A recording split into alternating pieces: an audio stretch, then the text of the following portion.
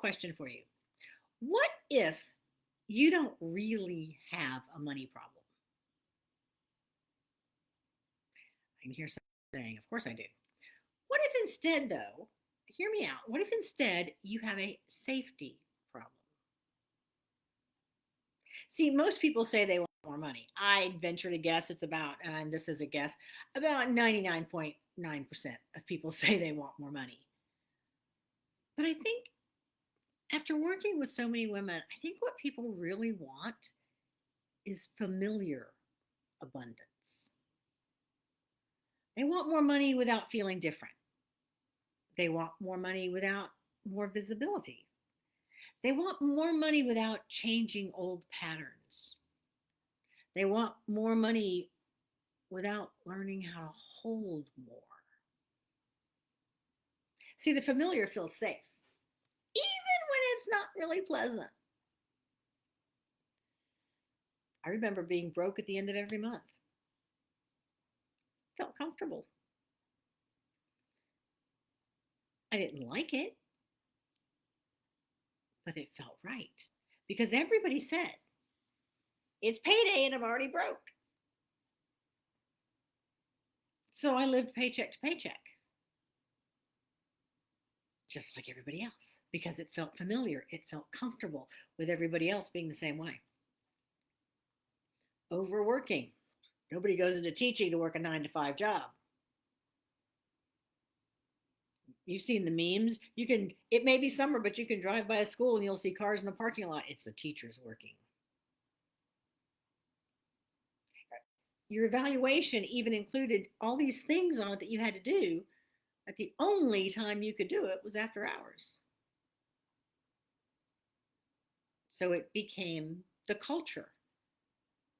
It felt comfortable because everybody was doing it. It felt familiar because I'd done it for so long. And stressing about money. Now, this one is tricky. Stressing about money. Oh my gosh, I've got this, I got that. What am I going to do? What am I going to do? And then, even when you have a little windfall, or you actually have some money in the bank because you've actually been working on your mindset, you've been working on, feeling safer with money, and you're getting some money in the bank, and then something happens and you're going, oh gosh, what am I going to do? What am I going to do? What am I going to do? And then you realize, yeah, I have the money in the bank to pay for it, but oh, what am I going to do? What am I going to do? What am I going to do? How if I take the money out of the bank to pay for this, how will I ever rebuild what I've already built? See, again, it's a familiar thing. Feeling that stress over money. Even when you have the money, you start to stress about paying bills, especially unexpected ones. But even your regular ones, you'll catch yourself still complaining about the electric bill or the water bill, even though you've started to acquire more money. And of course, there's the familiar, I just want to have enough, just enough to pay my bills. Well, when you're constantly saying you just want just enough, what happens when you have a little extra? You spend it so that you have just enough. See, we may not enjoy these things, but we know it. It's familiar. It's where we feel comfortable. So even when we get that little extra, we'll bring ourselves back down to what feels comfortable. This is your common comfort level. That's what I call it, your common comfort level. Because see, when you have more money, it can mean a few things. It can mean more responsibility. Now I have to take care of this extra money that I have. I have to nurture this extra money that I have. It might mean more visibility. Oh, people are going to know it. Everybody's going to know that I have this extra money now. They're going to know that I just got this inheritance. They're going to know that I just hit the lottery. They're going to know that I have money now. And what happens then? Do they come for it? It might mean the IRS, the tax man knows you have more money. Yeah, I'm going to have to pay more taxes. It might mean more decisions. What do I do with this money? Do I invest it? Do I put it in the bank? Do I buy a house? Do I buy a new car? Do I buy those three things that I could buy for the price of a car? Or do I save it just in case something happens in the future? It might mean more possibility. I can get a better place to live. I can get a new car. I could buy a new wardrobe.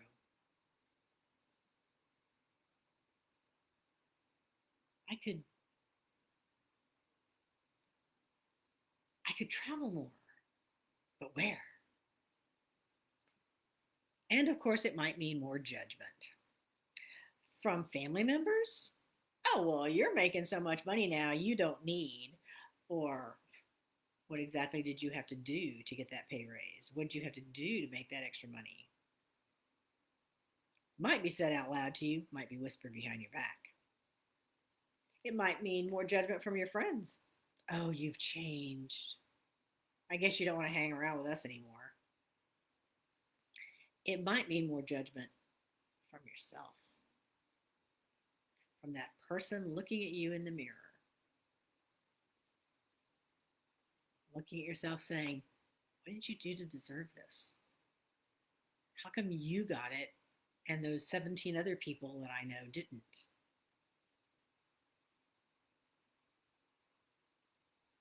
And with those feelings, those responsibilities and decisions and visibility and possibilities and judgment come questions. What if I lose it all? Then people will say I can't handle it. All those friends and relations that know will then tell me, well, I figured that they'll remember it. I'll remember it. What if people expect things from me? Oh my gosh, now they're going to expect bigger presents for birthdays and Christmas. They're going to expect me to donate to everything.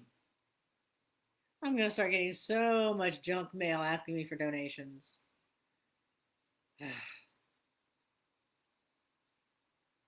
So many expectations. I'm going to get, well, you can afford to buy lunch for everybody. Just go ahead and do that. What if I outgrow people? Or they don't want to be around me anymore because I have more money? What if I do start changing the way I think about money and I get tired of hearing the way they talk and so I just outgrow them and I don't want to hang around them anymore?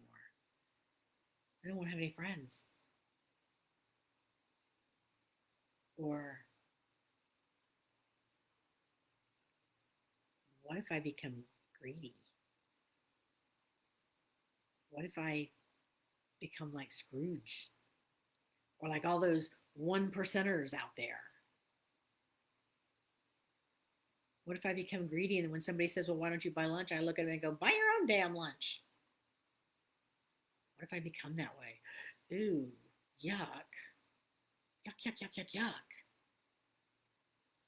See, that's why I say people don't want abundance, which is all good things coming to you. What they want is familiar abundance. They want their current life with slightly bigger numbers. Because the thing is, abundance will ask you to become a different version of yourself, whether you want to or not, in order to maintain the abundance that you receive. Something has to change. Because if you don't change at all, then you keep doing the same old things. You keep spending the money down as payday gets near. You keep making yourself live paycheck to paycheck so you can gripe and complain with everybody else. You keep creating ways for the money to go away.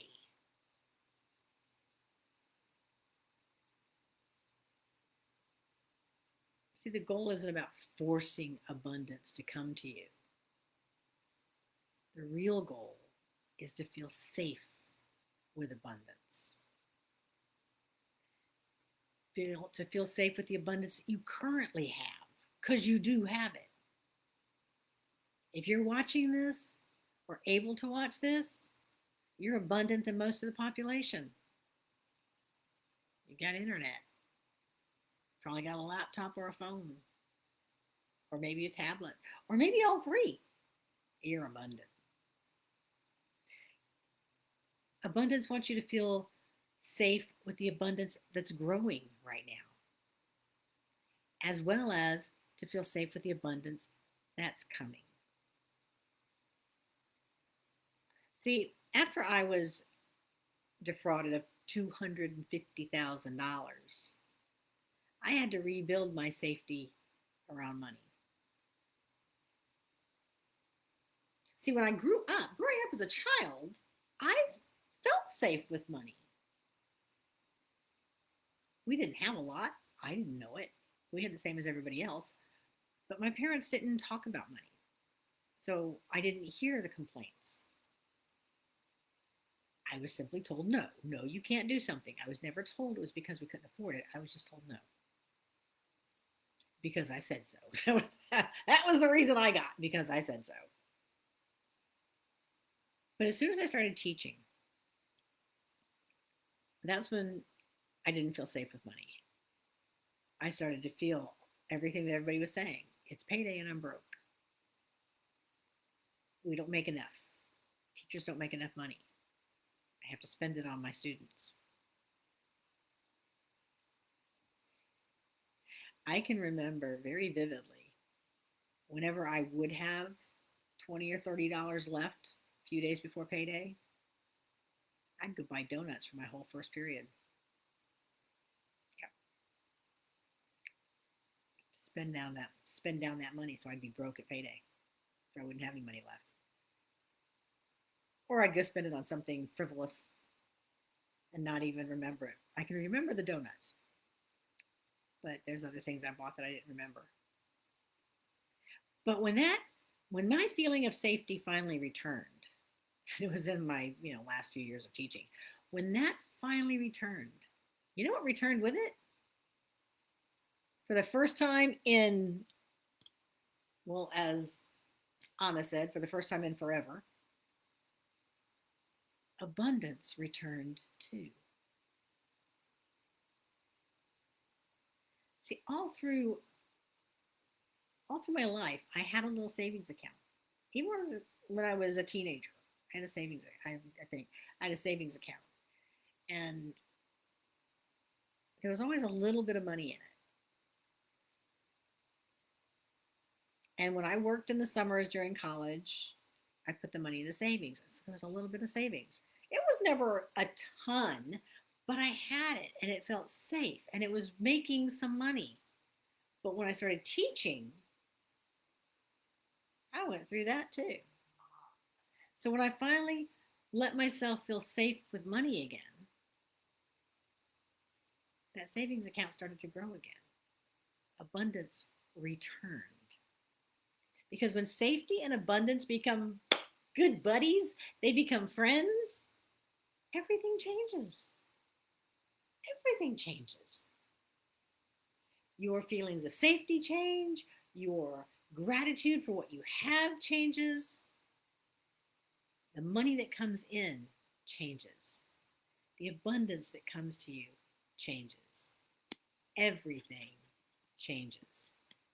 So I'd like to ask you to think back about something. Think back about the last time that you got a small windfall, or a larger windfall for that matter. Maybe it was an inheritance. Maybe it was winning a chunk of money on the lottery. Maybe not the big one, but still. People can win $1,000 or $2,000 or $20,000 on the lottery. I want you to think about what you did with it. and how you feel about what you did with it now.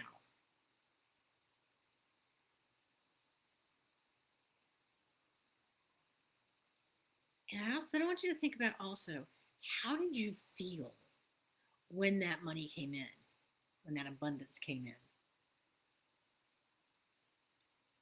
My guess is one of two things, one of three things maybe.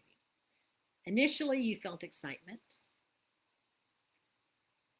or you might have felt some guilt, especially if it came from an inheritance, some sadness. Or maybe even you felt surprised.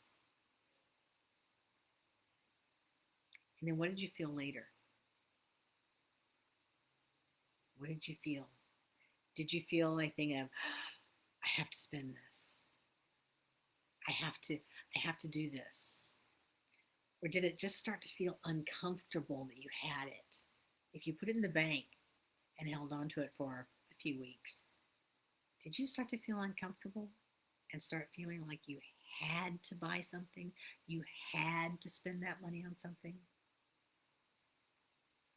That's what they would have wanted, whoever you inherited it from. They would have wanted you to spend it all on something else. How did you feel? I would love to hear that in the comments. If you've ever had extra money left over or gotten a windfall, how did you feel initially? How did you feel a little bit later? And what did you do with the money? And do you still feel after all this time that that was a good thing to do with it? Those kind of questions. Yeah. Answer one, just give me a little paragraph. I would love to hear your thoughts on that. So, with that, have a wonderful day. Have a magically abundant day. And go out there and be grateful for 10 different things today. Bye bye.